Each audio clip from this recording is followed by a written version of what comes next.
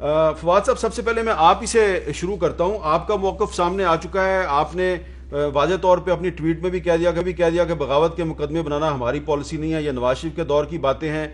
और आपके साथियों ने प्रेस कॉन्फ्रेंस भी कर दी।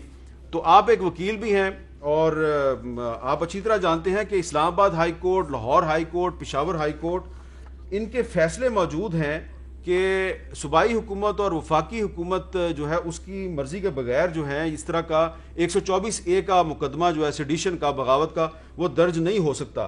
तो आप ये नहीं समझते कि लाहौर पुलिस ने यह मुकदमा दर्ज करके तो न सिर्फ अदालती अहकामात की खिलाफ वर्जी की है बल्कि हुकूमत को भी एम्बेरसमेंट का शिकार कर दिया है? मीर साहब, जो भी एक कानूनी पोजीशन के कतई नज़र कि क्या हमारी अदालतें क्या कहती हैं, कानून क्या कहता है, बाकी मामला क्या है, इस बात के कतई नज़र चोरों को बागी के स्टेटस के ऊपर फाइज क्यों करना है? कोई भी पॉलिटिकल गवर्नमेंट जो है वो क्यों इस वक्त हम नवाज शरीफ को ये मौका देंगे कि जिनके ऊपर चोरी के, बदगुमानी के, मनी लॉन्ड्रिंग के मुकदमे हैं, उनका तो ये ड्रीम कम ट्रू है। उनके तो नैरेटिव में सारा ये है कि ये केसेस जो हैं उनको सियासी बनाया जाए। हालांकि ये मुकदमे बड़े सीधे सीधे डॉक्यूमेंट्री एविडेंस के ऊपर बुनियाद करते हैं। इनमें किसी किस्म का कोई जो है वो पॉलिटिकल मोटिव नहीं है। और जो नवाज शरीफ के ऊपर केसेस हैं वो तो आपको पता है कि जर्मनी के अखबार सुदित्से ज़िडबर्ग से शुरू हुए थे, पनामा केस के नाम से जो मशहूर हुआ था। और उसके बाद जो शहबाज शरीफ साहब के ऊपर केसेस हैं, 41 वॉल्यूम की उस पर एविडेंस है, एक एक ट्रांजैक्शन जो है वो सबके सामने है। ये तो उनकी ख्वाहिश है कि कुछ ऐसा हो कि हमारे खिलाफ लगे कि मुकदमा जो है वो सियासी है। अच्छा जुबैर साहब, अब हुकूमत जो है वो तो क्लियरली कह रही है कि हमारा इस मुकदमे से कोई ताल्लुक नहीं है। फवाद साहब भी कह रहे हैं, शिबली फराज साहब भी कह रहे हैं, शहरियार आफरीदी साहब भी कह रहे हैं, गवर्नर पंजाब सरवर साहब भी कह रहे हैं। तो अब आप इन पे यकीन कर लें फिर कि ये तो मासूम है, इनका कोई ताल्लुक नहीं है इससे। ये बिल्कुल फवाद चौधरी साहब ने जो बात की है ना कि ये हुकूमत के कैसे फेवर में होता है, हो सकता है हुकूमत के फेवर में तो ये भी नहीं है कि चीनी 115 रुपए की हो लेकिन हो जाती है। हुकूमत के फेवर में तो ये भी नहीं है कि गंदम गायब हो जाए लेकिन हो जाती है, इनको पता नहीं चलता। तो फेवर की ना बात करें कि हुकूमत के हक में क्या है और हुकूमत के लिए नुकसानदेह क्या है।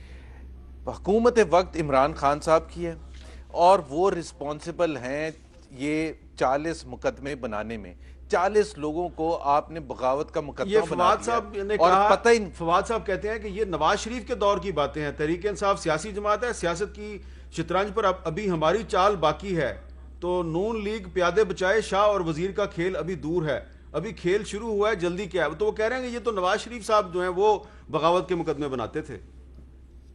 अभी हम डिस्कस कर रहे हैं ना 40 लोगों पर, जिसमें 3 फॉर्मर लेफ्टिनेंट जनरल्स भी हैं, आज़ाद कश्मीर के सिटिंग प्राइम मिनिस्टर हैं, 2 फॉर्मर प्राइम मिनिस्टर्स हैं, पाकिस्तान के फेडरल मिनिस्टर्स हैं और पता नहीं कौन कौन है।